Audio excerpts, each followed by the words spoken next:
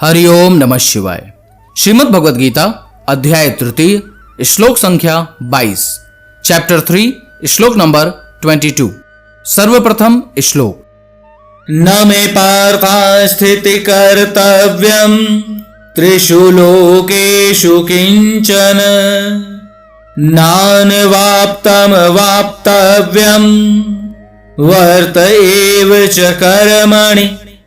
Shrimad Bhagavad Gita Gita press Gorakhpur में अध्याय तृतीय श्लोक संख्या 22 का अनुवाद कुछ इस प्रकार से बताया गया है। हे अर्जुन, मुझे इन तीनों लोकों में ना तो कुछ कर्तव्य है और ना कोई भी प्राप्त करने योग्य वस्तु अप्राप्त है, तो भी मैं कर्म में ही बरतता हूं। श्रीमद् भगवद गीता यथा स्वरूप में अध्याय तृतीय श्लोक संख्या 22 का अनुवाद कुछ इस प्रकार से बताया गया है। हे प्रथापुत्र, तीनों लोकों में मेरे लिए कोई भी कर्म नियत नहीं है, न मुझे किसी वस्तु का अभाव है और न आवश्यकता ही है, तो भी मैं नियत कर्म करने में तत्पर रहता हूँ। श्रीमद् भगवद गीता यथा स्वरूप में अध्याय तृतीय श्लोक संख्या 22 का तात्पर्य कुछ इस प्रकार से बताया गया है।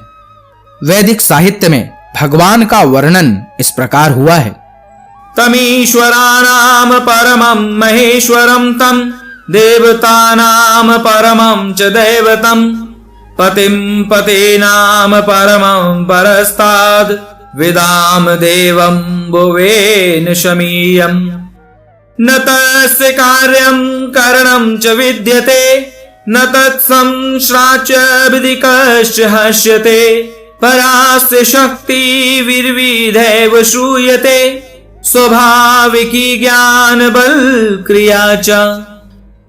परमेश्वर समस्त नियंताओं के नियंता हैं और विभिन्न लोकपालों में सबसे महान हैं। सभी उनके अधीन हैं। सारे जीवों को परमेश्वर से ही विशिष्ट शक्ति प्राप्त होती है। जीव स्वयं श्रेष्ठ नहीं है, वे सभी देवताओं द्वारा पूज्य है और समस्त संचालकों के भी संचालक हैं। अतः वे समस्त भौतिक नेताओं तथा नियंताओं से बढ़कर हैं और सबों द्वारा आराध्य हैं। उनसे बढ़कर कोई नहीं है और वे ही समस्त कारणों के कारण हैं। उनका शारीरिक स्वरूप सामान्य जीव जैसा नहीं होता। उनके शरीर तथा आत्मा में कोई अंतर नहीं है।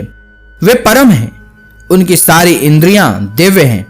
उनकी कोई भी इंद्रिय अन्य किसी इंद्रिय का कार्य संपन्न कर सकती है। अतः न तो कोई उनसे बढ़कर है, ना ही उनके तुल्य है।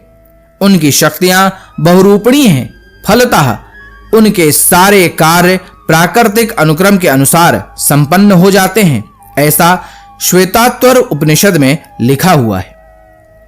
चूंकि भगवान में प्रत्येक वस्तु ऐश्वर्य से परिपूर्ण रहती है और पूर्ण सत्य से ओतप्रोत रहती है, अतः उनके लिए कोई कर्तव्य करने की आवश्यकता नहीं रहती। जिसे अपने कर्म का फल पाना है, उसके लिए कुछ ना कुछ कर्म नियत रहता है। परंतु जो तीनों लोकों में कुछ भी प्राप्त करने की इच्छा नहीं रखता, उसके लिए निश्चय ही कोई कर्तव्य नहीं रहता।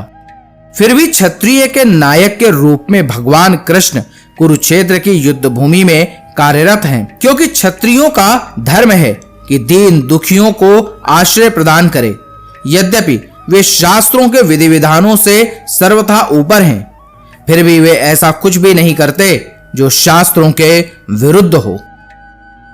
हरिओम नमः शिवाय। अब आप मेरे साथ बोलिए, हरे कृष्ण कृष्ण कृष्ण हरे हरे, हरे राम राम राम हरे हरे।